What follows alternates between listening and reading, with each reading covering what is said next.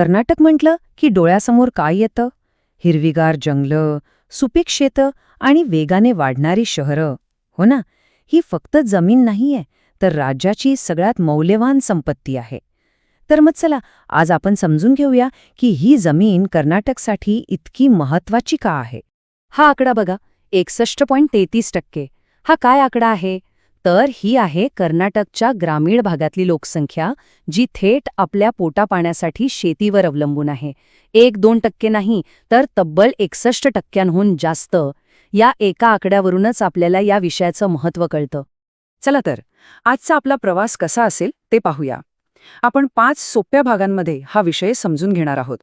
सुरुवात करूया कर्नाटकच्या भूसंपत्तीच्या मोठ्या चित्रापासून आणि मग हळूहळू शेतीच्या वेगवेगळ्या प्रकारांपर्यंत पोहोचू. तर आपला पहिला भाग आहे भूमीची संपत्ती. कर्नाटककडे तब्बल 19.05 लाख हेक्टर जमीन आहे. खूप मोठी जमीन आहे, पण नुसती जमीन असून चालत नाही, तिचा योग्य वापर होणं हेच राज्याच्या विकासाचं खरं रहस्य आहे. पण मग हा योग्य वापर म्हणजे नक्की काय? भूमीचा सदुपयोग म्हणजे फक्त शेती करणं नाही बरं का. तर यात सुपीक जमीन, पडीक जमीन, जंगलं आणि रस्ते, रेल्वेसाठी वापरलेली जमीन या सगळ्याचा विचारपूर्वक वापर करणं, जेणेकरून राज्याची आर्थिक प्रगती होईल, हे सगळं येतं. आता आपण दुसऱ्या भागाकडे वळूया आणि पाहूया की या विशाल जमिनीचं वर्गीकरण कसं केलं जातं आणि तिचा वापर कसा होतो. हे बघा, या चार्टमधून आपल्याला कर्नाटकच्या जमिनीच्या वापराची एक स्पष्ट कल्पना येते. यात आपल्याला मशागतीची जमीन, जंगल, शेतीसाठी अनुपलब्ध जमीन, बिगर शेती जमीन आणि पडीक जमीन असे 5 मुख्य प्रकार दिसतायत. चला, आता प्रत्येक प्रकार म्हणजे काय ते पटकन समजून घेऊ. तर मशागतीची जमीन म्हणजे जिथे पिकं घेतली जातात. सोपं आहे. जंगलं म्हणजे आपलं महत्वाचं हिरवं आच्छादन.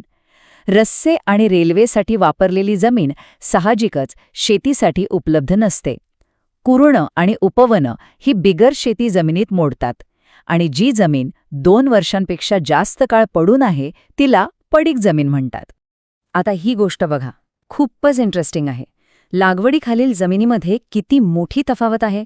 एका बाजूला कलबुर्गी जिल्हा आहे, जिथे सर्वात जास्त जमीन मशागतीखाली आहे, आणि दुसऱ्या बाजूला आहे बेंगलुरू, जिथे शहरीकरणामुळे शेतजमीन खूपच कमी झाली आहे. विकास आणि शेती यांच्यातला संघर्ष इथे अगदी स्पष्ट दिसतो. आणि हीच विविधता आपल्याला जंगलांच्या बाबतीतही दिसते. उत्तर कन्नड जिल्ह्यात सगळ्यात जास्त जंगलं आहेत, तर विजयपूरमध्ये हेच प्रमाण खूप कमी आहे. यावरून आपल्याला राज्याच्या वेगवेगळ्या भागांमधला फरक लक्षात येतो. चला, आता आपण येतोय सगळ्यात महत्त्वाच्या भागाकडे, शेती. कर्नाटकच्या जमिनीचा हा सर्वात महत्त्वाचा वापर आहे आणि तो राज्याच्या अर्थव्यवस्थेचं खरं इंजिन आहे. हे वाक्य बघा, किती समर्पक आहे.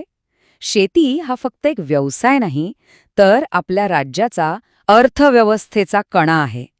खरंच, या एका वाक्यात सगळं काही आलंय. तर मग हे काम कसं करतं? बघा, शेतीमुळे एक पूर्ण आर्थिक साखळी तयार होते. शेतात अन्न आणि नगदी पिकं तयार होतात. हाच कच्चा माल म्हणजे कापूस, कॉफी, रेशीम कारखान्यांना मिळतो. त्यावर आधारित उद्योग चालतात, निर्यातीतून परकीय चलन मिळतं आणि यातूनच राज्याचा महसूल वाढतो. इतकंच नाही, तर बँकिंग आणि वाहतूक क्षेत्रांनाही यातून चालना मिळते. ठीक आहे, मग शेती महत्वाची आहे हे तर आपल्याला कळलं. पण कर्नाटकात फक्त एकाच प्रकारची शेती होते का? तर नाही. आता आपण चौथ्या भागात शेतीचे विविध प्रकार पाहणार आहोत. सगळ्यात पहिला आणि महत्त्वाचा प्रकार म्हणजे बागायती शेती. नावावरूनच कळतंय, जिथे कालवे, विहिरी आणि तलावांचं पाणी उपलब्ध आहे तिथे ही शेती केली जाते. भात आणि ऊस ही याची मुख्य पिकं आहेत. दुसरा प्रकार आहे व्यापारी पिकं. ही पिकं फक्त स्थानिक बाजारपेठेसाठी नाहीत, तर राष्ट्रीय आणि आंतरराष्ट्रीय व्यापारासाठी घेतली जातात. तंबाखू, कापूस आणि ताग ही त्याची उत्तम उदाहरणं आहेत. पुढे आहे मळ्यांची शेती. मोठमोठे मळे, यात कॉफी, चहा आणि रबर यांसारख्या पिकांची लागवड केली जाते, जी बहुतेक करून निर्यातीसाठी असते. या पिकांमुळे कर्नाटकची एक वेगळी ओळख आहे. आता या मोठ्या प्रकारांशिवाय काही इतर महत्त्वाचे प्रकारही आहेत, जसं की उपजीविकेची शेती, जी फक्त स्वतःच्या गरजा भागवण्यासाठी केली जाते. मग आहे कोरडवाहू शेती, जी पूर्णपणे पावसावर अवलंबून असते. आणि मिश्र शेती, ज्यात पिकांसोबत पशुपालनही केलं जातं. चला, पटकन एकदा या सगळ्यावर नजर टाकूया. हा तक्ता बघितला की शेतीचे प्रकार आणि त्यांची वैशिष्ट्य लक्षात ठेवणं खूप सोपं जातं.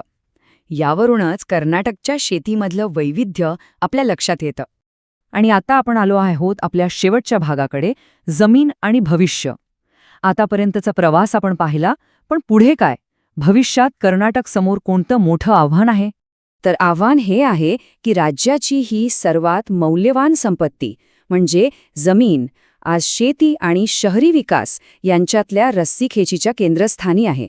एका बाजूला पोट भरणारी शेती आहे, तर दुसऱ्या बाजूला वेगाने वाढणारी शहरं. आपण बँगलोरचं उदाहरण पाहिलंच. आणि त्यामुळेच हा एक महत्वाचा प्रश्न उरतो. विकास आणि शेती या दोन्हींमध्ये कर्नाटक भविष्यात ताळमेळ कसा साधणार? आर्थिक प्रगती आणि अन्न सुरक्षा या दोन्ही गोष्टींची सांगड घालणं हेच राज्यासमोरचं सगळ्यात मोठं आव्हान असणार आहे.